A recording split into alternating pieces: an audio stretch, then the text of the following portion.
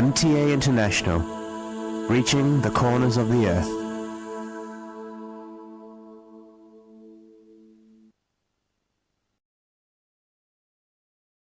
اس وقت ہم سیدنا حضرت امیر المومنین خلیفۃ المسیح رابع ایدہ اللہ تعالی بنصر العزیز کا ایک تاریخی خطبہ جمعہ آپ کی خدمت میں پیش کر رہے ہیں۔ حبیبنا صلی علی محمد صلی علی حبیبنا صلی علی محمد صلی علی رسولنا صلی علی محمد صلی علی رسولنا صلی علی محمد صلی علی محمد صلی علی محمد أشهد أن لا إله إلا الله وحده لا شريك له وأشهد أن محمدا عبده ورسوله أما بعد فأعوذ بالله من الشيطان الرجيم بسم الله الرحمن الرحيم الحمد لله رب العالمين الرحمن الرحيم مالك يوم الدين إياك نعبد وإياك نستعين اهدنا الصراط المستقيم صراط الذين أنعمت عليهم غير المغضوب عليهم ولا الضالين لا يؤاخذكم الله باللغو في أيمانكم ولكن يؤاخذكم بما كسبت قلوبكم والله غفور حليم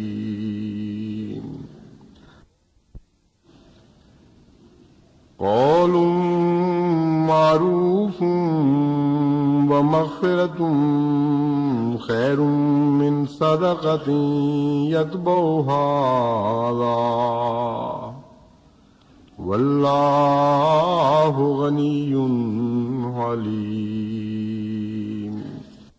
یہ دو آیات جو میں نے آپ کے سامنے تلاوت کی ہیں، ان میں اللہ تعالیٰ کی صفت حلم کا ذکر ہے، یعنی اللہ تعالیٰ کو حلیم کے طور پر پیش فرمایا گیا ہے۔ ایک جگہ غنی حلیم فرمایا اور دوسری جگہ غفور حلیم فرمایا،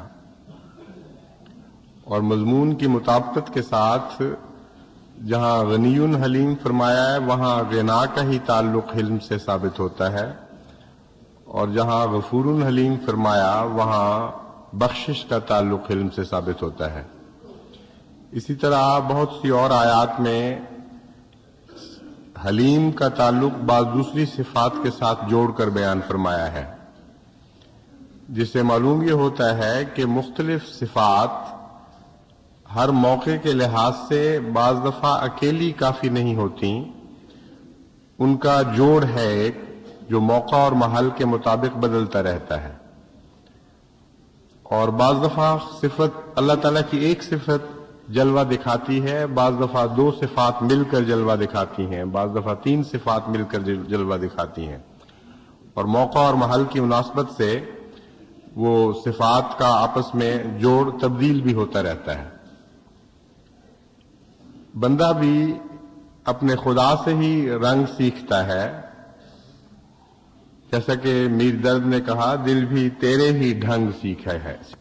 آن میں کچھ ہے، آن میں کچھ ہے، کہ تو بھی تو شانے بدلتا رہتا ہے، ہمارا دل بھی تیرے ہی ڈھنگ سیکھے ہوئے ہے.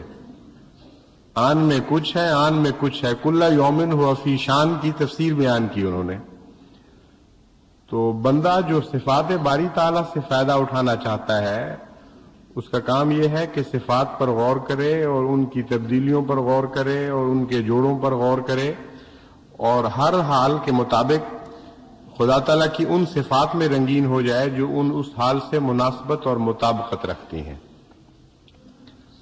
حضرت اقدس مسیح موعود علیہ السلام نے جو فرمایا کہ عدو جب بڑھ گیا شور و فغاں میں، نہاں ہم ہو گئے یار نہاں میں، تو اس سے مراد صفات باری تعالی ہی ہیں. یعنی ہم عدو کے ہر حملے کے مقابل پر خدا کی ایک صفت میں ڈھانپے گئے، اس کو ہم نے اوڑھ لیا، اور اب عدو کے لیے ممکن نہیں رہا کہ صفات باری تعالیٰ پر حملہ کیے بغیر ہماری ذات تک پہنچ سکے. چنانچہ قرآن کریم نے صفات کو اختیار کرنے کے لیے جو طریق اختیار فرمایا، بندے کو سکھایا، وہ ہے صبغت اللہ ہے، وَمَنْ أَحْسَنُ مِنَ اللَّهِ صِبْغًا، کہ خدا کی صفات میں رنگین ہو جاؤ. رنگ جب چڑھتا ہے کپڑے پر تو پینٹ نہیں ہوتا کہ باہر پینٹ کر دیا جائے اور اندر سے خالی ہو. رنگ میں خوبی یہ ہے کہ وہ اس وجود کے ذرے ذرے میں ڈوب جاتا ہے. جس وجود پر رنگ چڑھتا ہے اس کے فائبر میں، اس کے دھاگے میں، اس کے ہر ذرے میں اس طرح جذب ہو جاتا ہے کہ کوئی ذرہ بھی خالی نہیں رہتا. اس کو آگے سے چیریں تب بھی رنگ پہلے کٹے گا، پھر اس کے ذرے وجود میں داخل ہوگا. پیچھے سے چیریں تب بھی رنگ پہلے کٹے گا، پھر اس کے وجود میں داخل ہوگا. سوئی چبھوئیں، کوئی طریق بھی اختیار کریں، کینچی سے کاٹیں، ممکن ہی نہیں ہے کہ رنگ کو کاٹے بغیر اس وجود پر حملہ ہو سکے. تو نہاں ہم ہو گئے یار نہاں میں، اس حضرت اقدس مسیح موعود علیہ السلام کے مصرے میں صبغت اللہ ہے، وَمَنْ أَحْسَنُ مِنَ اللَّهِ صبغہ کی ہی تفسیر فرمائی گئی ہے. اور جب بھی دشمن حملے کرتا ہے تو ایک ہتھیار سے حملے نہیں کرتا، کبھی وہ کوئی ہتھیار اٹھاتا ہے، کبھی وہ کوئی ہتھیار اٹھاتا ہے. اور شیطان کے پاس جتنے بھی ہتھیار ہیں ان تمام ہتھیاروں سے کبھی وہ ایک ایک، کبھی دو دو، کبھی چار چار اکٹھے کر کے وہ حملے کرتا ہے. مومن کی ترکش میں، اس کے اسلحہ خانے میں ہر ہتھیار کے مقابل پر اور ہتھیار کے ہر جوڑ کے مقابل پر صفات باری تعالیٰ کے ہتھیار ہیں اور ان کے جوڑ ہیں. وہ فن آپ سیکھ جائیں تو سب سے عظیم الشان اور کامیاب مجاہد بن جاتے ہیں. ہر موقع اور محل کے مطابق صفت باری تعالیٰ موجود ہے جو آپ کی حفاظت فرمائے، اور پھر ایک صفت کی بجائے دو صفات اور تین صفات اور چار صفات یہ اس طرح آپس میں مل کر آپ کی حفاظت کریں گی کہ ممکن نہیں ہے دشمن کے لیے کہ وہ خدا تعالیٰ پر حملہ کیے بغیر اور خدا تعالیٰ کی غیرت کو بھڑکائے بغیر آپ پر حملہ کر سکے. یہ آپ نے دیکھا ہوگا کہ دوستیوں کی اصل بنیادی وجہ صفات کا ملنا ہوتا ہے. ہم مشرب و ہم پیالہ کیوں کہتے ہیں؟ اس لیے کہ ایک صفت، ایک عادت صرف اکٹھی ہے شراب پینے کی، اور اس کے نتیجے میں گہری دوستیاں ہو جاتی ہیں. تو جب ایک ایک عادت بھی انسان کو ایک دوسرے انسان کے ساتھ اس طرح باندھ لیتی ہے کہ ایک انسان دوسرے کے لیے غیرت دکھاتا ہے، اس کے لیے قربانیاں کرتا ہے، اس سے محبت اور پیار کا اظہار کرتا ہے، اس کے دشمن کا دشمن ہو جاتا ہے، تو کیسے ممکن ہے کہ ایک بندہ اپنی خدا کی صفات اختیار کر لے اور اللہ تعالیٰ اس کے لیے وہ غیرت نہ دکھائے؟ یہ ناممکن ہے۔ جس صفت کو بندہ اختیار کرتا ہے اس صفت میں اس کا خدا سے ایک جوڑ بن جاتا ہے، اور جب اس صفت پر حملہ ہوتا ہے تو خدا تعالیٰ کی صفت از خود اس کی حفاظت کے لیے سامنے آ جاتی ہے۔ بس اس لحاظ سے حلم بھی ایک بہت ہی عظیم الشان صفت ہے جس کو اپنانے کی ضرورت ہے، اور خصوصاً اس وقت جبکہ دشمن غیظ و غضب دکھا رہا ہو اور حد سے آگے بڑھ رہا ہو، اس وقت حلم کی صفت کی بہت ہی ضرورت پیش آتی ہے۔ حلم کے معنی ہیں بردباری، فہم اور عقل، لیکن حلم میں اور عام عقل میں، عام فہم میں ایک فرق یہ ہے کہ جو قامہ اور استقامہ میں ہے، قامہ بھی کھڑے ہوئے شخص کے لیے بولا جاتا ہے اور استقامہ بھی کھڑے ہوئے شخص کے لیے بولا جاتا ہے، لیکن قامہ میں مقابلہ نہیں ہوتا، استقامہ میں مقابلہ پایا جاتا ہے۔ قامہ ایسے کھڑے ہوئے آدمی کے متعلق کہہ سکتے ہیں جو از خود کھڑا ہے، کوئی اس کو دھکا نہیں دے رہا، کوئی تیز ہوا نہیں چل رہی اس کے قدم اکھاڑنے کے لیے، لیکن استقامہ اس شخص کے لیے آتا ہے جس کو تند ہواؤں کا مقابلہ ہو، دھکوں کا مقابلہ ہو، مشکلوں کا مقابلہ ہو، زلازل کا مقابلہ ہو، اس کے باوجود اس کے پائے ثبات میں لغزش نہ آئے، وہ قائم رہے اپنے حال پر مخالفتوں کے باوجود۔ بس حلم اس عقل کو کہتے ہیں جو غصے کے باوجود قائم رہے، اور حلم اس عقل کو کہتے ہیں جو دشمن کے غصے کے باوجود بھی قائم رہے اور اپنے اندرونی غصے کے باوجود بھی قائم رہے۔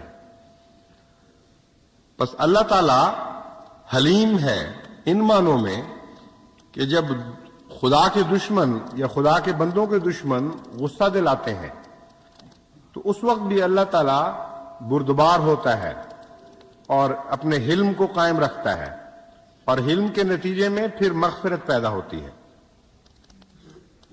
حلم نہ ہو تو غصے کے نتیجے میں جلد بازی پیدا ہوتی ہے، اور اندرونی غصے کے مقابل پر جب انسان پر یہ لفظ بولا جائے تو اس کا معنی یہ ہوتا ہے کہ غصے کو عقل پر قبضہ نہیں کرنے دے انسان۔ غصہ ایک حرکت کا مطالبہ کرتا ہے، بعض دفعہ بڑی تیزی کے ساتھ، اجلت کے ساتھ کہتا ہے کہ جواب میں یہ کہو۔ حلم اس وقت قبضہ کر لیتا ہے اور غصے کو اپنی منمانی نہیں کرنے دیتا۔ ایسی عقل اور ایسی فہم کو جو اس طرح مقابل پر آ کر پھر بھی ثبات دکھا دے اور قائم رہے اور غالب آ جائے جذبات پر، اس کو حلم کہتے ہیں۔ بس اگرچہ یہ عقل ہے لیکن اس کا دل سے بھی تعلق ہے، اس کا جذبات سے تعلق ہے۔ اسی لیے حضرت مسیح موعود علیہ الصلوۃ والسلام کو حضرت مسلم موعود کے متعلق جو خوشخبریاں دی گئیں ان میں ایک فقرہ یہ تھا وہ دل کا حلیم ہوگا۔ بظاہر تو حلم کا عقل سے تعلق ہے، دل کے حلیم کا کیا مطلب ہے؟ مراد یہی ہے کہ جذبات جب اس کو مشتعل کرنے کی کوشش کریں گے اور اس سے جلد بازی کی حرکتیں کروانے کی کوشش کریں گے، شدید مخالفتیں، اس کے پاؤں کھیڑنے کی کوشش کریں گی، اس کے دل میں حلم ہوگا، یعنی عقل ایسی ہوگی جو دل پر قبضہ کیے ہوئے ہوگی، اور جذبات سے فیصلے نہیں کرے گا بلکہ فہم اور فراست سے فیصلے کرے گا۔ حضرت صلی اللہ علیہ وآلہ وسلم نے مختلف رنگ میں حلم کی تعلیم دی اور صحابہ کی تربیت اس رنگ میں فرمائی کہ ان میں حلم پیدا ہو۔ بعض دفعہ حکایات کے رنگ میں، بعض دفعہ اللہ تعالیٰ نے بعض خبریں آپ کو عطا فرمائیں وہ بیان کیں، بعض دفعہ صاف اور سیدھی اور نہایت پاکیزہ دل نشین نصیحت کے ذریعے۔ حضرت ابو درداء بیان کرتے ہیں کہ حضرت صلی اللہ علیہ وآلہ وسلم کو میں نے یہ فرماتے ہوئے سنا کہ اللہ تعالیٰ نے فرمایا کہ اے عیسیٰ، میں تیرے بعد ایک ایسی قوم پیدا کرنے والا ہوں، اگر ان کو کوئی ایسی نعمت ملے گی جو ان کو پسند ہو تو وہ اس پر اللہ تعالیٰ کی حمد کریں گے اور شکر ادا کریں گے، اور اگر ان کو کوئی تکلیف پہنچے گی جس سے وہ دکھ پائیں تو وہ اس کو ثواب کا ایک ذریعہ سمجھیں گے اور صبر سے کام لیں گے جبکہ دنیا سے حلم اور علم مفقود ہو چکا ہوگا۔ حضرت عیسیٰ نے پوچھا اے باری تعالی، اے میرے رب، وہ کیسے یہ کر سکیں گے جبکہ دنیا سے خود تیرے ہی قول کے مطابق علم بھی مفقود ہو چکا ہوگا اور حلم بھی مفقود ہو چکا ہوگا؟ تو اللہ تعالیٰ فرمائے گا میں اپنے حلم اور علم کے خزانے سے ان کو عطا کروں گا۔ حضرت عیسیٰ علیہ السلام کے منہ سے یا کی طرف منسوب کرتے ہوئے حضرت صلی اللہ علیہ وآلہ وسلم نے جو حکایت بیان فرمائی ہے، یہ حکایت نہیں ہے یعنی ان معنوں میں کہ جس طرح کہانی ہو، یہ حدیث قدسی ہے۔ جب تک اللہ تعالیٰ نے آپ کو یہ خبر نہ دی ہو، یہ ممکن ہی نہیں کہ حضور صلی اللہ علیہ وآلہ وسلم کوئی بات بیان فرمائیں۔ حضرت عیسیٰ کی طرف اس بات کو منسوب کرنے میں ایک پیغام ہے۔ اول تو یہ کہ حضرت عیسیٰ علیہ السلام کے بعد سب سے پہلی قوم جو ظاہر ہوئی ہے وہ حضرت محمد مصطفیٰ صلی اللہ علیہ وآلہ وسلم کی قوم ظاہر ہوئی ہے، اور ان کے مابین اور کوئی نہیں۔ تو معلوم یہ ہوتا ہے کہ حضرت صلی اللہ علیہ وآلہ وسلم نے اس وقت علم کو دوبارہ قائم کیا ہے اللہ تعالیٰ کی نصرت کے ساتھ جبکہ کلیتاً دنیا سے مفقود ہو چکا تھا، اور اس وقت علم کو قائم کیا ہے جبکہ کلیتاً دنیا سے علم مفقود ہو چکا تھا۔ ان معنوں پر اگر غور کریں تو الذی بعث فی الامیین رسولا میں امیین سے مراد صرف اہل عرب نہیں ہے بلکہ تمام دنیا ہے۔ رسولا منہم، وہ امیین ہی میں سے ایک رسول تھا اور ان کی طرف تھا۔ حضرت صلی اللہ علیہ وآلہ وسلم صرف اہل عرب کی طرف تو نہیں تھے، وہ تو تمام دنیا کی طرف رسول تھے۔ اس لیے وہ ایک ایسا وقت تھا جبکہ واقعتاً دنیا سے علم مفقود ہو چکا تھا۔ صرف عرب امی نہیں تھے بلکہ بظاہر بڑی لکھی قومیں، بڑے بڑے علم کی محافظ اور پاسبان بننے والی قومیں بھی حقیقتاً پوری طرح جاہل ہو چکی تھیں، اور علم بھی مفقود ہو چکا تھا۔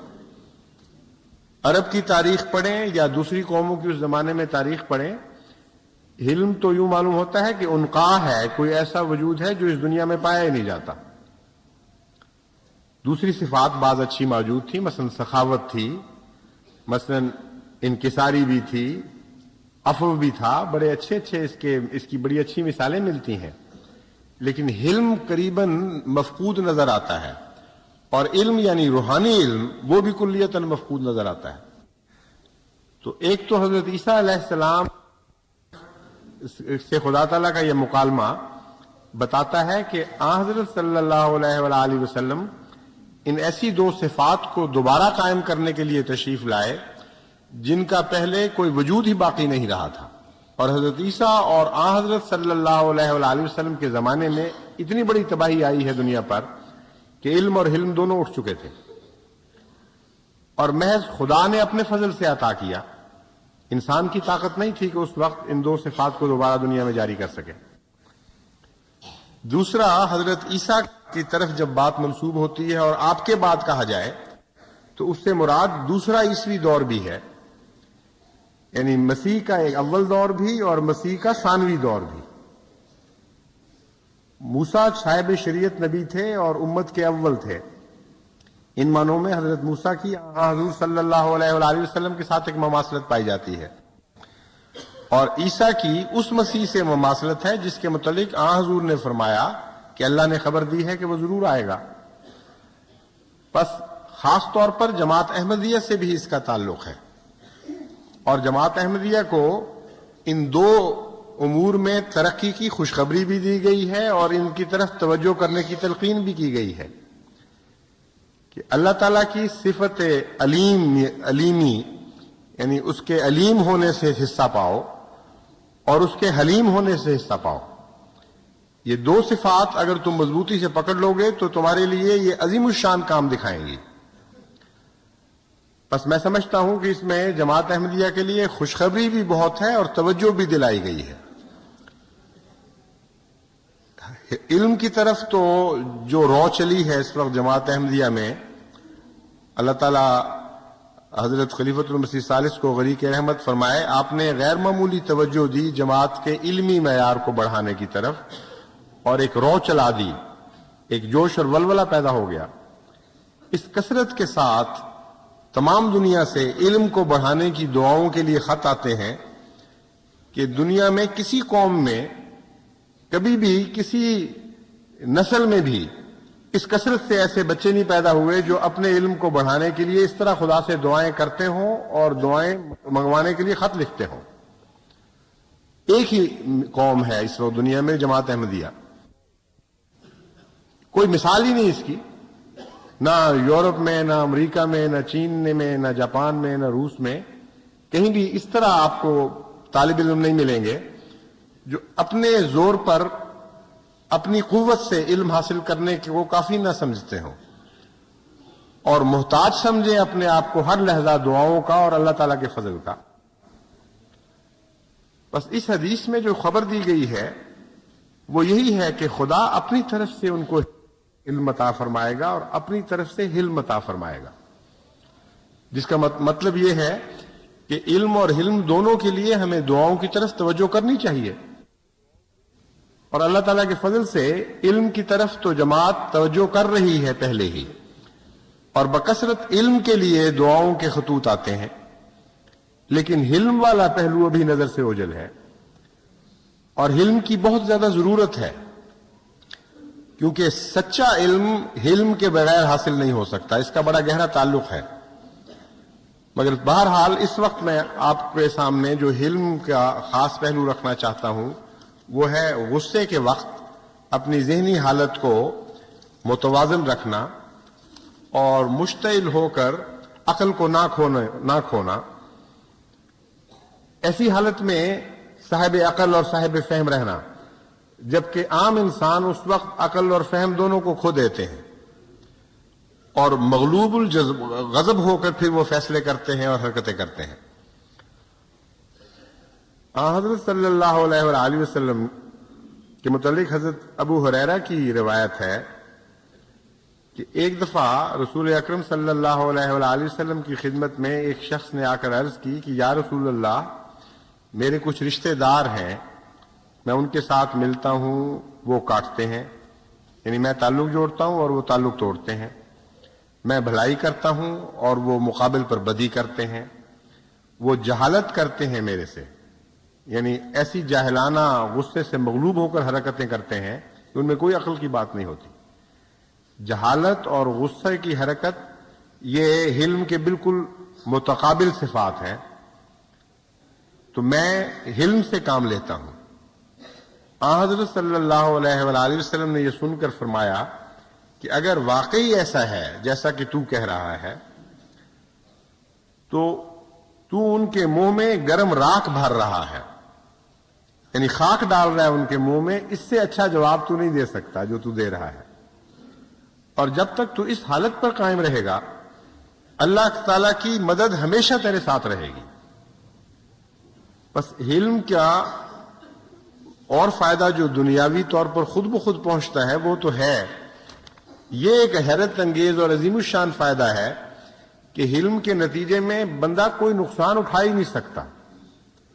بظاہر وہ جو حقوق چھوڑ رہا ہے، بظاہر جو جائز بدلے چھوڑ رہا ہے اپنے، حضرت صلی اللہ علیہ وآلہ وسلم اس کو خوشخبری دیتے ہیں کہ اللہ تعالیٰ اس کی مدد پر کھڑا ہے مسلسل اس ایسی حالت میں۔ اکثر ہمارے خاندانی جھگڑے حلم کی کمی کی وجہ سے ہوتے ہیں،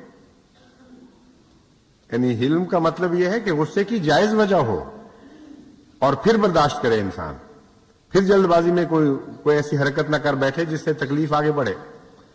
یہ مراد نہیں ہے کہ غصے کی جائز وجہ نہ ہو اور پھر وہ حلم دکھائے، غصے کی وجہ موجود ہونی چاہیے، اور جتنے جھگڑے ہیں ان میں ہر فریق یہی کہتا ہے کہ آپ ہمیں سمجھاتے ہیں واقعتاً اس کا قصور ہے، اس نے یہ حرکت کی ہے، اور دونوں فریق اس بات پر مصر ہوتے ہیں کہ دوسرے کا یہ قصور موجود ہے اس لیے ہم یہ کریں گے۔ تو ایسی مشکل صورت میں جبکہ فریقین دونوں اس ضد پر قائم ہوں کہ قصور دوسرے کا ہے، حلم اس گتھی کو سلجھا سکتا ہے اور کوئی چیز نہیں سلجھا سکتی۔ حلم بتاتا ہے کہ ہاں ٹھیک ہے، ہم اس جھگڑے میں نہیں پڑتے، عدل کے مقام پر ہم نہیں آتے کہ کس کا قصور ہے اور اس کو کتنی سزا ملنی چاہیے.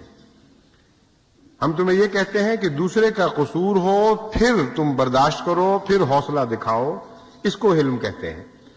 بس اگر اللہ تعالیٰ کی صفت حلیمی سے تعلق باندھنا چاہتے ہو اور چاہتے ہو کہ خدا تمہارے لیے حلیم ہو جائے، تو تمہارے لیے ضروری ہے کہ ایسے حالات میں بھی حوصلے دکھاؤ جبکہ دوسرے کا قصور ہو اور تم سمجھتے ہو بہرحال کہ دوسرے کا قصور ہو. حضرت مسیح موعود علیہ الصلوۃ والسلام نے اس کو ایک اور رنگ میں بیان فرمایا ہے کہ تم سچے ہو کر جھوٹوں کی طرح تذلل اختیار کرو. اور جب بھی جھگڑا ہو ہر فریق سچا ہی سمجھ رہا ہوتا ہے اپنے آپ کو، اور جتنا بھی مغلوب الغضب ہوگا اتنا اس کا فیصلہ غلط ہوگا، لیکن یقین پورا ہوگا کہ میں سچا ہوں. یہ ایک انسانی فطرت ہے. تو حلیم کا اول تو فیصلہ ہی درست ہوتا ہے اور اس کے اندر سے ایک علم پھوٹتا ہے جو ہمیشہ اس کی رہنمائی سچی کرتا ہے، اس کو ایک روشنی عطا کرتا ہے کہ یہاں کتنا قصور تمہارا ہے، کتنا مد مقابل کا ہے. لیکن علم کی کمی کے نتیجے میں اول تو یہ مشکل صورتحال پیدا ہو جاتی ہے کہ ہر فریق لازماً اپنے آپ کو سچا سمجھتا ہے کیونکہ غصے کی حالت میں فیصلے کر رہا ہے. اگر وہ ٹھنڈے مزاج سے فیصلہ کرے جس کو حلم کہتے ہیں تو ہو سکتا ہے اس کا فیصلہ بالکل مختلف ہو، لیکن حلم اب بھی اس کی مدد پہ آتا ہے. وہ کہتا ہے بہت اچھا، تم نے غصے کی حالت میں ایک فیصلہ کر لیا، تم سمجھتے ہو کہ تم سچے ہو اور تمہارا مقابل جھوٹا ہے. اب خدا کی حلیمی کی صفت، اس کا حلیم ہونا تم سے یہ تقاضا کرتا ہے کہ بہت اچھا، اگر تم سچے ہو اور وہ جھوٹا ہے، تم پہ ظلم ہو گیا، تم غصے کی حالت میں ہو، اب چھوڑو اپنا حق، اب اس سے رحم کا سلوک فرماؤ. یہ حلم ہے. اور اب جلد بازی میں کوئی فیصلے نہ کر بیٹھنا، کوئی ایسے قدم نہ اٹھا بیٹھنا کہ پھر ان کی واپسی ممکن نہ ہو. اور اسی کا نام حضرت مسیح موعود علیہ الصلوۃ والسلام یہ رکھتے ہیں، تم سچے ہو کر جھوٹوں کی طرح تذلل اختیار کرو.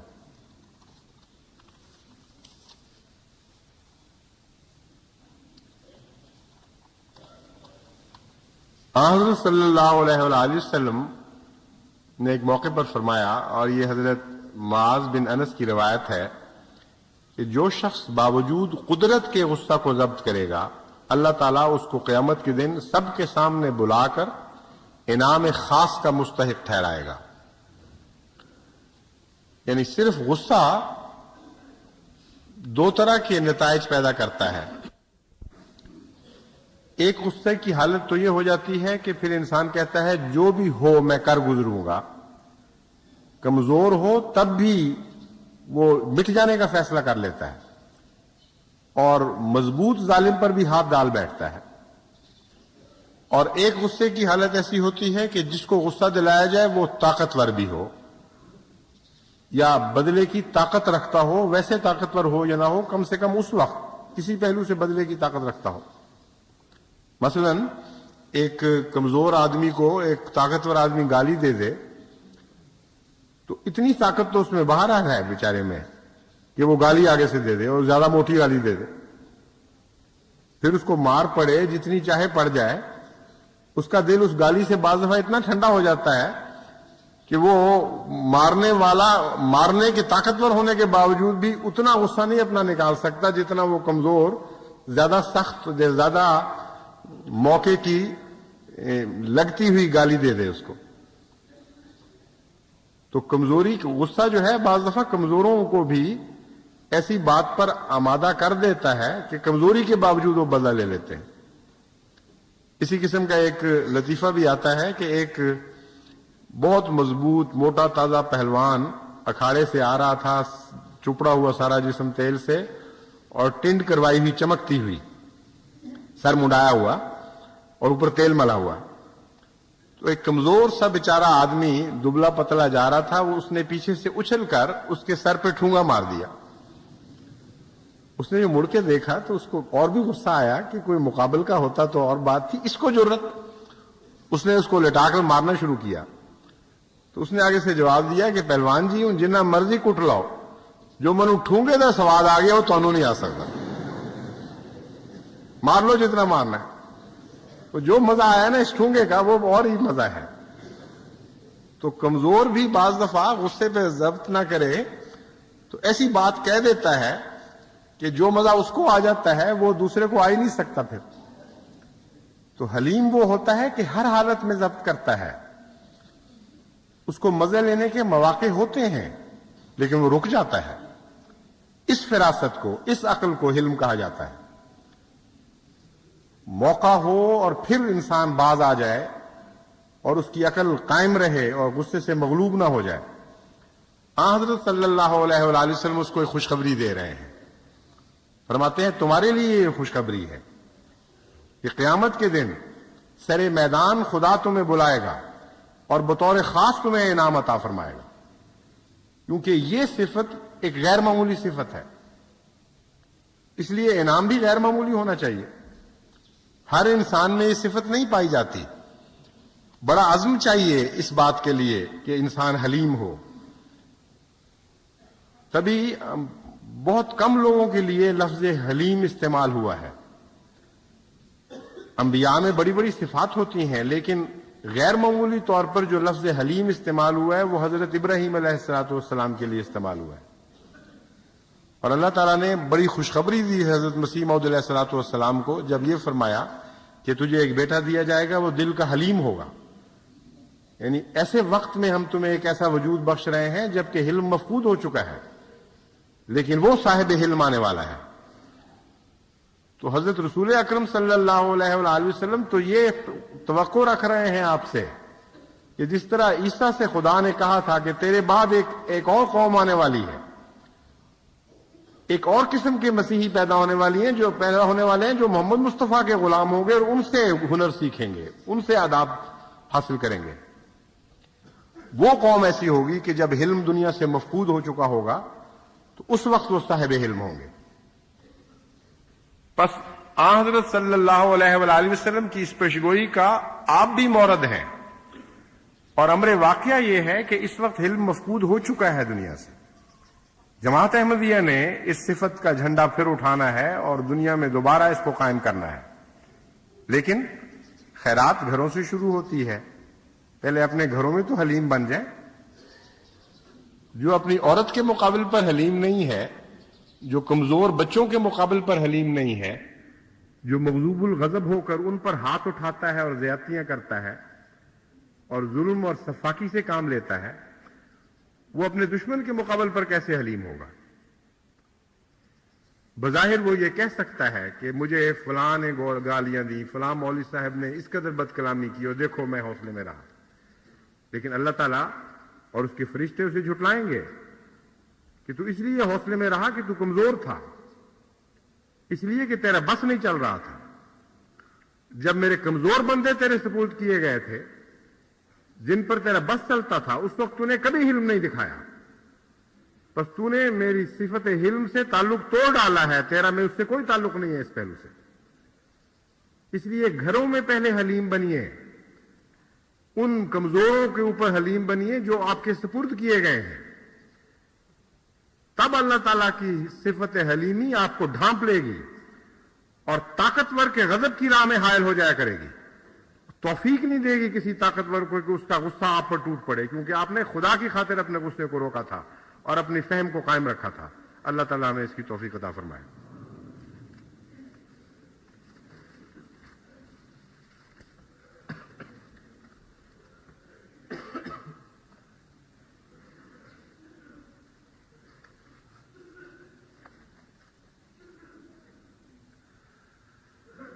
الحمد للہ نحمده ونستعینه ونستغفره ونؤمن به ونتوکل علیہ ونعوذ باللہ من شرور انفسنا ومن سیئات اعمالنا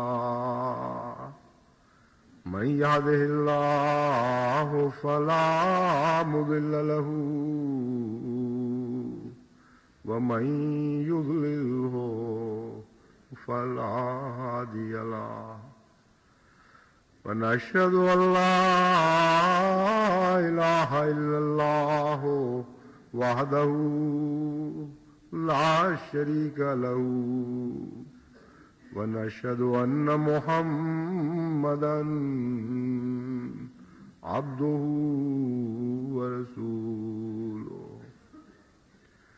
عباد الله رحمكم الله إن الله يأمر بالعدل والإحسان وإيتاء ذي القربى وينهى عن الفحشاء والمنكر والبغي يعظكم لعلكم تذكرون اذكروا الله يذكركم وادعوه يستجب لكم ولذكر الله أكبر